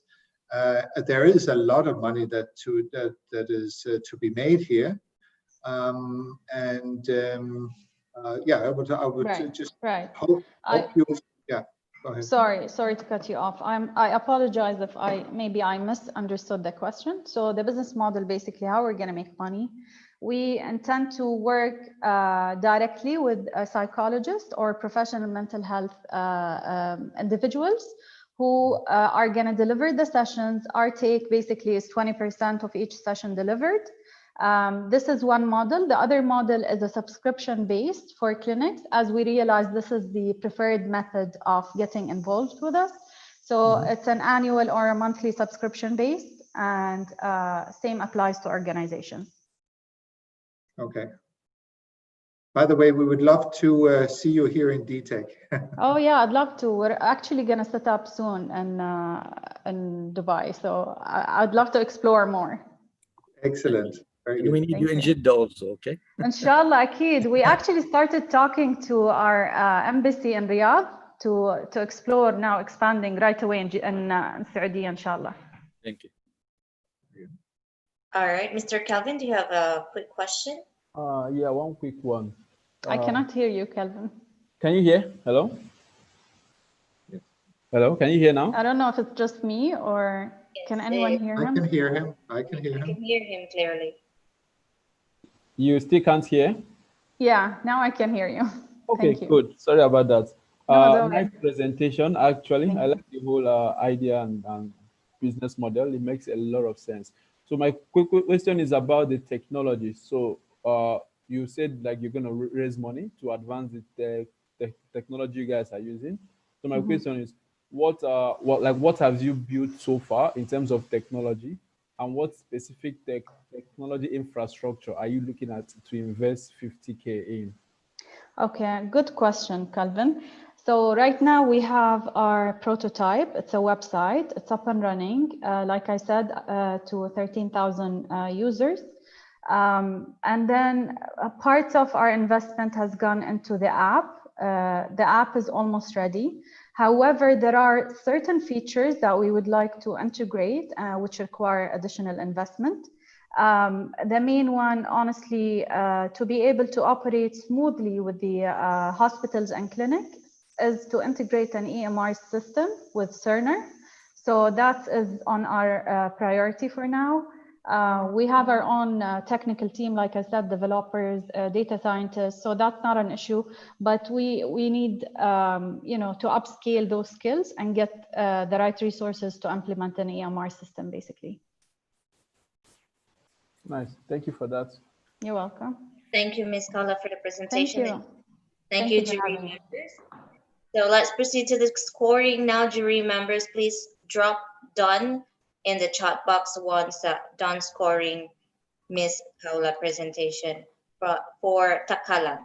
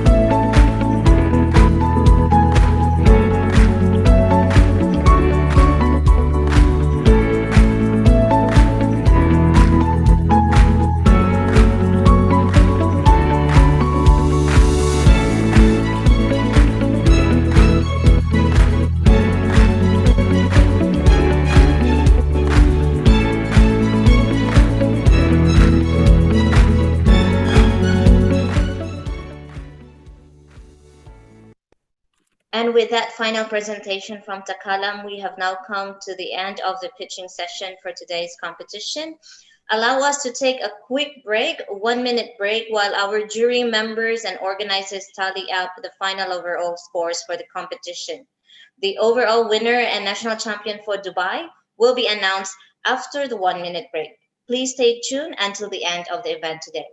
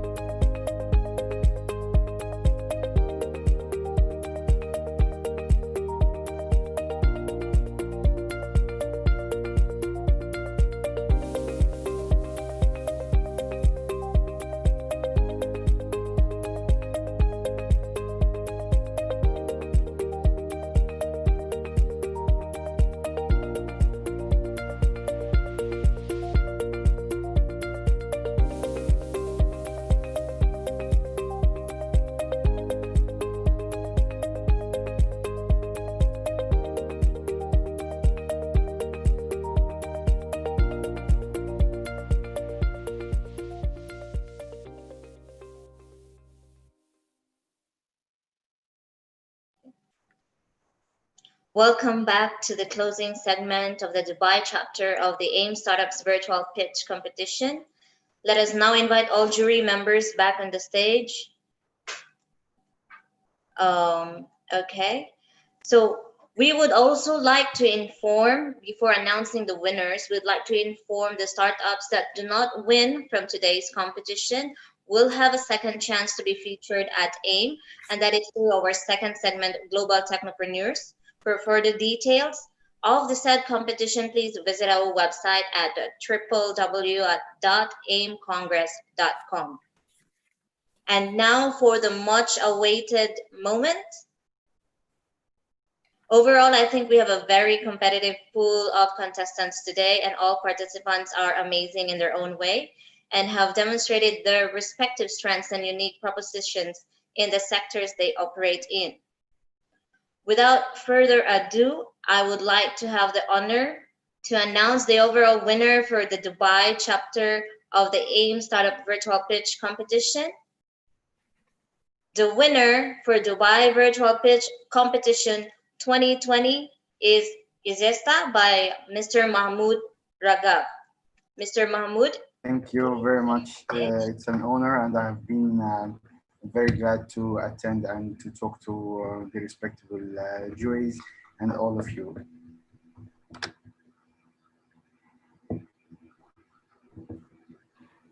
Thank you so much. Congratulations once again, Isiesta and Mr. Mahmoud, for presenting your project. We are very proud for you to represent Dubai at the final AIM 2020 Global Startups Champions League in Dubai later this year. That would be on October 20 to 22nd. With that in mind, thank you once again to all the jury members, contestants, and members of the organizing team for being part of today's competition. On behalf of the co-organizer DTEC, we would like to express our sincere gratitude and appreciation to the AIM team and the UAE Ministry of Economy for the opportunity to host the Dubai chapter of the AIM Startups Virtual Pitch Competition. The annual investment meeting is still scheduled to take place as, like I said, 20th to the 22nd of October 2020. So for more updates on the latest developments of the annual investment meeting event, please stay tuned to www.aimcongress.com. Excuse me, can we get the mails of the respected juries so we can maybe get more advices and learn more from them? Please drop us an email about your concern, Mr. Mahmoud. Sure. Yes, thank you.